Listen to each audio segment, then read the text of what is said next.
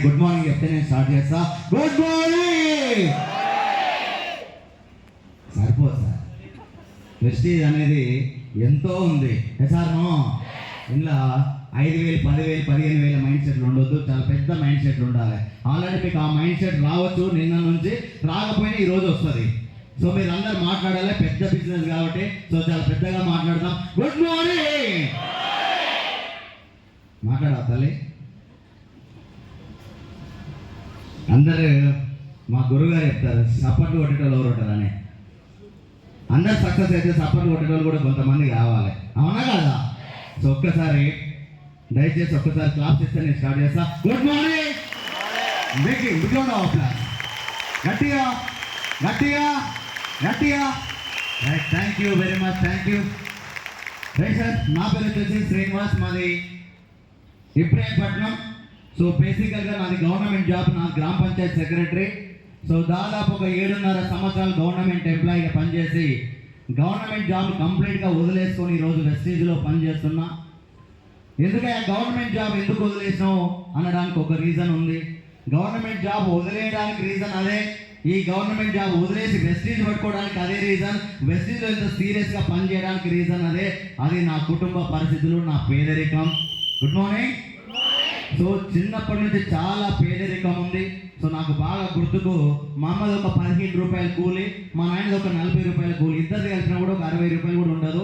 ఆ 60 రూపాయల కూలి చేస్తే కానీ మాకు వెళ్ళినటువంటి పరిస్థితులు చిన్నప్పుడు. సో అలాంటి పరిస్థితుల నుంచి ఎంతో కష్టపడి ఒకనొక టైం చాలాసార్లు చూసిన. ఒకరోజు మా అమ్మ కూలికి పోకపోతే మా నాన్న కొట్టేది. ఒకనొక వాళ్ళిద్దరు కూలికి పోకపోతే మన ఇంటి ఈరోజు 60 రూపాయలు లాస్ అయింది, 60 రూపాయలు లాస్ అయిందని ఆ గొడవ అయితేనే ఉండేది. ఎన్నోసారి కొట్లాడారు నా కళ్ళ ముందల. పైసల ప్రాబ్లము, పేదరికం ప్రాబ్లం. Good morning. సో అలాంటి పేదరికం ఉండడం వల్ల, చిన్నప్పటి నుంచి ఆ పేదరికం చూడడం వల్ల లైఫ్ చేంజ్ చేయాలన్నటువంటి ఆలోచనతోనే, సో మా ఇంటి పక్కల సరౌండింగ్స్లో కూడా కొంచెం బాగా డబ్బులు ఉన్న వాళ్ళు ఉన్నారు. సో వాళ్ళందరూ చూసిన తర్వాత మనం కూడా ఒక మంచి లైఫ్ లీడ్ చేయాలన్న ఆలోచనతోనే చిన్నప్పటి నుంచి కొంచెం బాగా చదివేది. సో అలా 23 సంవత్సరాలు ఎడ్యుకేషన్, ఎంఎస్సీ, బీఈడి, జాబ్ రాలేదు.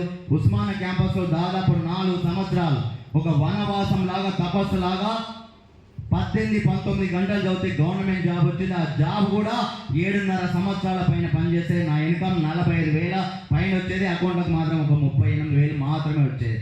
మరి 38,000తో లైఫ్ మారుతుందా సార్? మాట్లాడాలి. మారుతుందా? వచ్చేది ఖర్చు అయిపోయింది తప్ప లైఫ్ అనేది ఏది కూడా మారలేదు. మారేటటువంటి అవకాశం కూడా నా గవర్నమెంట్ జాబ్లో నాకు కనిపించలేదు. ఎందుకంటే నాది 7.5 సంవత్సరాలకు 38,000, 45,000తో వస్తుంది, ఖర్చు అయిపోతుంది. సో మరి ఇప్పుడు మారతలేదు. ఫ్యూచర్లో ఏమన్నా మారే అవకాశం ఉందా? దాదాపు 15 సంవత్సరాల నుంచి 20 సంవత్సరాల నుంచి గవర్నమెంట్ జాబ్ చేసేటోళ్ళది నాకంటే ముందున్నటువంటి నా సీనియర్స్ లైఫ్ని పర్సనల్గా గమనిస్తే వాళ్ళ లైఫ్ కూడా పెద్దగా ఏం మారలే. Good morning.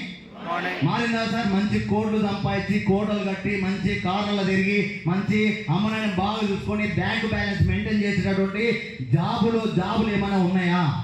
ఎవరైనా చేసేవాళ్ళు మీకు తెచ్చిన వాళ్ళు ఉండొచ్చు. గవర్నమెంట్ జాబ్ వాళ్ళు 15-20 సంవత్సరాల నుంచి చేసేవాళ్ళు మీ ఏరియాలో ఉండొచ్చు. వాళ్ళ లైఫ్ గమనించినా కూడా ఏమైనా మారిందా? మాట్లాడాలి. మారిందా? మరి నాది కూడా 7.5 ఏళ్ళకి ఏం మారలేదు. 15 సంవత్సరాలకు మారుతుందా? మరి మారుతుందా? మారలే. సో మా సీనియర్స్ని అడిగిన, ఇల్లు కట్టినారు కదా సార్, మరి అది ఇల్లు ఓన్ ఇల్లా లోన్ ఇల్లా అంటే ఆయన లోనే తీసుకున్నాడు. ఓన్ కారా లోన్ కారా అంటే లోన్ కారే అంటున్నాడు. ఎసానో. సో నాది కూడా లైఫ్ నాది కూడా గిలాగే ఉంటుంది. ఒక లోన్ తీసుకొని ఒక 15 సంవత్సరాలు కట్టాలి, ఒక కార్ తీసుకొని ఇలా ఏళ్ళ తరబడి కట్టాలి తప్ప పెద్దగా లైఫ్ అనేది ఏది కూడా మారదని 2016లోనే అర్థమైపోయింది. గవర్నమెంట్ జాబ్ల జీతం ఉంటుంది, జీతంతో జీవితం మారదని అర్థం చేసుకొని వేరే జాబ్ల కోసం ప్రిపేర్ అయిన గ్రూప్ 2 అనే పోస్ట్ కూడా మిస్ అయిపోయింది. గవర్నమెంట్ జాబ్లో ఎన్నో ప్రయత్నం చేసిన.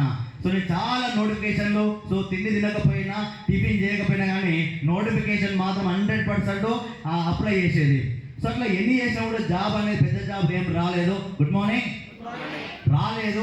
సో వేరే బిజినెస్, నా మైండ్ సెట్ అంతా బిజినెసే. కానీ మన దగ్గర పైసలు లేక సో పెద్ద ఆలోచనలు. ముఖ్యంగా నేను డ్రీమర్నే. ఎందుకంటే ఇప్పుడు చిన్నప్పటి నుంచి బాగా పేదరికం ఉండడం వల్ల, సో మా ఇంటి పక్కల బాగా ఉన్నోళ్ళు ఉండడం వల్ల నేను కూడా అలాంటి స్థాయిలో ఇలా ఉండాలన్నట్టు ఆలోచనతో డ్రీమర్ని అయిపోయాను. సో మనకు అలాంటి లైఫ్ అనేది దొరకలేదు, ఇన్వెస్ట్మెంట్ లేకపోవడం వల్ల.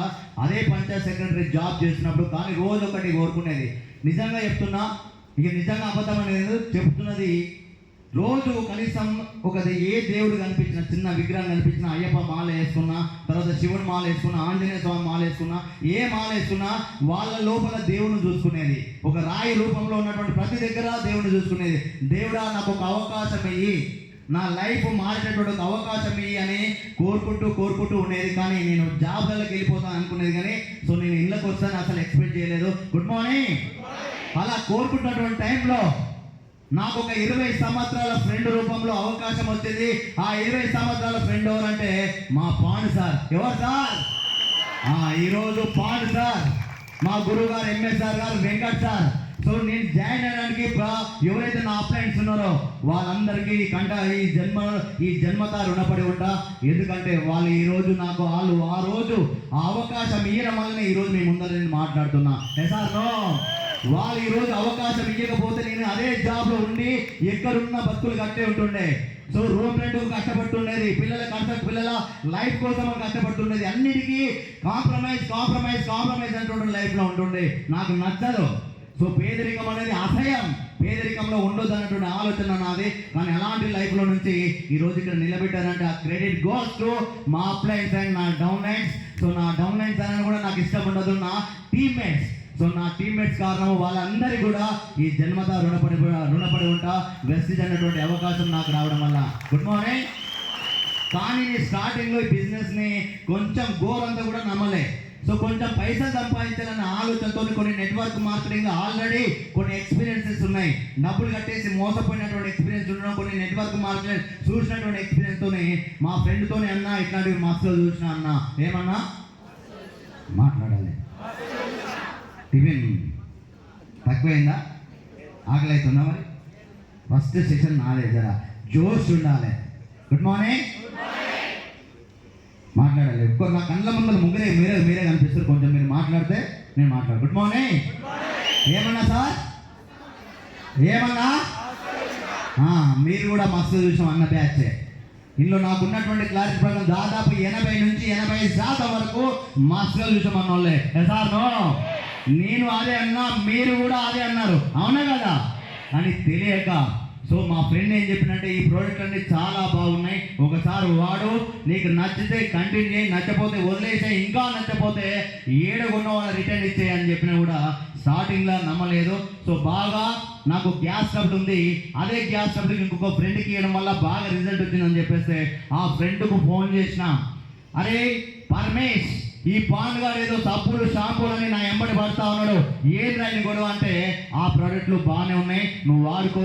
మరి నువ్వు వాడుకుంటున్నావా, బిజినెస్ చేస్తున్నావు అంటే నేను బిజినెస్ చేయట్లేదు, ప్రోడక్ట్లు వాడుతున్నా అని చెప్పేస్తే నేను కూడా ప్రోడక్ట్లు వాడదామని ఇందులో జాయిన్ అయింది తప్ప పైసల రిక్వైర్మెంట్ ఉంది, కానీ సరైన ప్లాట్ఫామ్ కాదన్నటువంటి నెగిటివ్ ఆలోచనతోనే ప్రోడక్ట్ వాడుకోవడం కోసమే జాయిన్ అయినా. నాకు బాగా గ్యాస్ ట్రబుల్ ఉండేది, హీరో ప్యాకెట్లో ర్యాండమ్ అనే టాబ్లెట్ బాగా వేసుకునేది. దానికి ఇందులో ఉన్నటువంటి జస్ట్ ఒక 4 ప్రోడక్ట్లు, ఆయిల్, చాయ్ పత్తా, అలవేరా ఆమ్ల క్యాప్సిల్, జస్ట్ ఒక 2 నెలలు వాడుకున్నాం. చాలా బాగా రిజల్ట్ వచ్చింది. రోజు చాలా దూరం వెళ్ళేది, 180 కిలోమీటర్లు బైక్ మీద తిరిగేది గ్రామ పంచాయతీ కిందకి. అట్లా బ్యాక్ పెయిన్కు వాడుకున్న చాలా బాగా రిజల్ట్ వచ్చింది. అయినా కూడా వెస్ట్ మీద నమ్మకం రాలే. మా అమ్మకు బాగా కడుపు నొప్పి వేస్తుండే. ఒక 15 రోజులకు, 20 రోజులకు, నెల 2 నెలలకు కడుపు నొప్పి రావడము, డాక్టర్ దగ్గర తీసుకెళ్ళడము, ఆయన సోదులు, గ్లూకోజులు, మందులు ఇట్లా ఒక 2-3 సార్లు అయింది. ఒకరోజు తగ్గక పోగా బండల మీద పొరలాడుతున్న టైంలో డాక్టర్ని అడిగిన, ఏం చేయాలి సార్ అంటే ఆ డాక్టర్ ఏమంటే, నేను సోదులు ఇచ్చినా, గ్లూకోజ్ ఇచ్చినా, మందులు ఇచ్చినా ఏదంతా కూడా తక్కువ అవుతుంది, మీరు ఇమీడియట్గా హైదరాబాద్ తీసుకెళ్ళని చెప్పేస్తే మా దగ్గర ఎల్బీ నగర్లో కామ్నేన్ హాస్పిటల్ ఉంటుంది. ఆ కామ్నేన్ హాస్పిటల్ తీసుకొస్తే వాళ్ళన్ని టెస్టులు చేసి, అసలు మీ మమ్మీకి కడుపు నొప్పి కాదు, గాల్ బ్లాడర్లో స్టోన్స్ ఉన్నాయి, ఆ స్టోన్స్ వల్ల విపరీతమైన పెయిన్ వస్తుంది అంటే మరి ఏం చేయాలి సార్ అంటే ఆపరేషన్ తప్ప దానికి వేరే ఆల్టర్నేట్ లేదని చెప్పేసి, ఎంత అవుతుంది సార్ అంటే 70-80 వేల రూపాయలు అవుతుంది. సరే సార్ ఇమీడియట్గా చెయ్యండి అని చెప్పేసి ఇమీడియట్గా చేయడానికి రాదు, ఒక 10-15 రోజుల వరకు మందులు వాడుకోండి అని చెప్పేసి అలా మందులు తీసుకొని వచ్చి వాడుతున్న టైంలో వెస్టేజ్ గుర్తుకొచ్చి మళ్ళీ మా ఫ్రెండ్ గుర్తుకొచ్చింది. ఆల్రెడీ నాకు గ్యాస్ ట్రబుల్ బ్యాక్ పెయిన్ ఉండడం వల్ల, నాకు అది తక్కువై ఉండడం వల్ల నా ఫ్రెండ్ని అడిగిన, ఇది ప్రాబ్లం ఉంది, మరి మీ దాంట్లో ఏమైనా తక్కువైతాయా అంటే తక్కువైతే అని చెప్పేసి చెప్పడంతో నేను కూడా అవి వాడడం స్టార్ట్ చేసిన. దాదాపు ఒక 4-5 నెలలు వాడిన తర్వాత చాలా బాగా రిజల్ట్ వచ్చింది. ఆ లోపల ఎప్పుడు కూడా రాలేదు, ఇక ప్రాబ్లం ఏం వస్తలేదు అని కూడా బంద్ చేసి ఇప్పుడు దాదాపు 3.5 సంవత్సరాలు అవుతుంది. దాదాపు 70-80 వేల రూపాయలు ఖర్చు నుండి ఆపరేషన్ అవడం వల్ల పెయిన్ అవ్వడం వల్ల దాదాపు 4-5 నెలలు బెడ్ మీద పడేటటువంటి పరిస్థితే. వెస్టీజ్లో ఉన్నటువంటి సప్లిమెంట్లు తగ్గిస్తున్నాయి అంటే, ఈ ఆపరేషన్ తప్పిస్తుంది అంటే, 70-80 వేల రూపాయలు మిగిలిస్తున్నాయి అంటే 4-5 నెలలు బెడ్ మీద పడే పరిస్థితినే తప్పిస్తుందంటే ఈ ప్రోడక్ట్లు పనిచేస్తున్నాయి. ఈ ప్రోడక్ట్ వల్ల దమ్ముందని అప్పుడు వెస్టీజ్ మీద నమ్మకం స్టార్ట్ అయింది. తర్వాత వ్యవసాయం కూడా, ఒక అద్దెకర పొలంలో వరికి వాడిపిస్తే 11 క్వింటాల పైన బియ్యం. 20 ఏళ్ళ నుంచి వ్యవసాయం చేసినా ఎప్పుడు కూడా 6-7 క్వింటాలు రాలేదు. ఒక అద్దెకర పొలంలోనే 11 క్వింటాలు రావడం వల్ల మా అన్నయ్య, అరే నువ్వు ఎక్కడికి వెళ్ళి తీసుకొచ్చినావు, ఎవరు ఇచ్చారు నీకు, ఇవి చాలా బాగా పనిచేస్తున్నాయని ఆ రోజు వెస్టీజ్ అగ్రి ప్రోడక్ట్ యొక్క గొప్పతనం చెప్పడం వల్ల వ్యవసాయాన్ని కూడా పనిచేస్తున్నాయని అర్థమైపోయింది. ఎస్ఆర్నో సో వ్యవసాయాన్ని పనిచేస్తున్నాయి, ఆరోగ్యాన్ని పనిచేస్తున్నాయి, ఇంట్లో వాడుకునే పనిచేస్తున్నాయి, బ్యూటీ కేర్ పనిచేస్తుంది. ఇంట్లో చేస్తున్నది ఏముంది? ఇంట్లో కిరాణా షాప్లో కొనుక్కునే, వ్యవసాయాన్ని కొనుక్కునేది, ఆరోగ్యాన్ని కొనుక్కునేది, తర్వాత బయట అన్ని షాపులలో కొనుక్కునేదే కదా. ఇలా కొత్తగా ఏం చేసేది ఏముంది? జస్ట్ షాప్ మాత్రమే చేంజ్ చేస్తున్నామని అర్థం చేసుకొని ఇళ్ళకి రావడం వల్ల ఆరోగ్యం ఆదాయం వస్తుంది. ఇది తెలియక నేను మస్తు చూసామన్నా. అదే కాకుండా ఇలా 4 నెలలు కొంటే 5 నెలల ఫ్రీ అనేది నాకు రావడం వల్ల, సో 4 నెలలు కొంటే 5 నెలల ఫ్రీ వల్ల కూడా బయట షాప్ రేట్లు కూడా తక్కువకే వస్తున్నాయి. మరి సో ఒక షాప్ చేయడం వల్ల ఆరోగ్యం వచ్చి, ఆదాయం వచ్చి, బయట దానికంటే తక్కువకి వచ్చి, ఇవన్నీ నాకు ఒక్కరికే కావాలా, ప్రతి ఒక్కరికి కావాలా? మరి ఆరోగ్యం, ఆదాయం బయట దానికంటే తక్కువ నాకు ఒక్కరికే కావాలా, నా ఫ్రెండ్స్ కూడా కావాలా, మా రిలేషన్ కావాలా, మా ఇంటి పక్కల కావాలా, మా ఆఫీస్లో పనిచేసే మా పోలీస్ కావాలా? మాట్లాడాలి కావాలా వద్దా? ఇవన్నీ అందరికీ అవసరమే. ఇంత మంచి ఆరోగ్యం ఉంది, ఆదాయం ఉంది, బయట దానికంటే కూడా తక్కువకే అన్నటువంటి ఆలోచనతో, ఇవన్నీ అందరికి కావాలన్న ఆలోచనతో అందరు చెప్పడం పోయి స్టార్ట్ చేస్తే అందరు ఏమంటారు సార్? ఏమంటారు? నేనేమన్నా, మీరేమన్నారు? మీరు పోయి అడిగితే వాళ్ళు ఏమంటారు? ఎస్ఆర్నో ఎందుకంటారు? తెలియక. ఎస్ఆర్నో తెలియక అంటారు తప్ప తెలిసి అనట్లేదు. సో ఇలా జస్ట్ షాప్ చేయడం వల్ల ఆరోగ్యం, ఆదాయం బయట దానికంటే తక్కువ.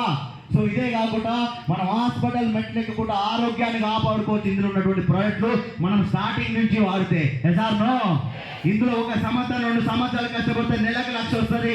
తెలియక జనాలు నో చెప్తా ఉన్నారు. ఎస్ఆర్నో ఇదే 1,00,000 వచ్చిన తర్వాత, మనకు టీం వచ్చిన తర్వాత, మనం ఉన్నా లేకున్నా, సాధనైనా సాధ కాకపోయినా, చేసినా చేయకపోయినా 1,00,000 వస్తుంది. ఈ విషయం కూడా జనాలకు తెలియక నో చెప్తున్నారు. ఎస్ఆర్నో తెలియక నో చెప్తారు, తెలిసి నో చెప్పట్లేదని అర్థం చేసుకొని, తెలిసింది నాకు, చూసింది నేను, విన్నది నేను, అన్ని చూసింది నేను, పోయి ఎవరిని అడుగుతున్నా అంటే ఇంటి పక్కల తెలియనోళ్ళను పోయి అడుగుతున్నా. ఎస్ఆర్నో ముడిమిడి జ్ఞానం ఉన్నటువంటి 4-5 రోజులు చేసి బంద్ చేసిన పోయి అడుగుతున్నాం. వాళ్ళు ఏం చెప్తారంటే దీని గురించి తెలియక మస్తు చూసామంటా ఉన్నారు. వీళ్ళకి తెలియక అంటారు తప్ప తెలిసి అనట్లేదని అర్థం చేసుకొని, సో తెలియజేయడమే మన పని చేయడమే మన పని, ఫలితాలు మన పని కాదని అర్థం చేసుకొని సీరియస్గా పని చేసుకుంటూ పోతా ఉంటే అట్లా 40-50 మంది చెప్తే 2 కనెక్ట్ అయ్యారు సార్. ఎంతమంది సార్? ఆ 2 కూడా నేను చెప్తే కనెక్ట్ కాలే. డబ్బులు ఉన్నాయి, ఆరోగ్యం ఉంది, ఫ్యూచర్ ఉందని చెప్తే కనెక్ట్ కాలే. కానీ తీసుకొచ్చి ఒక మీటింగ్లో కూర్చోబెట్టి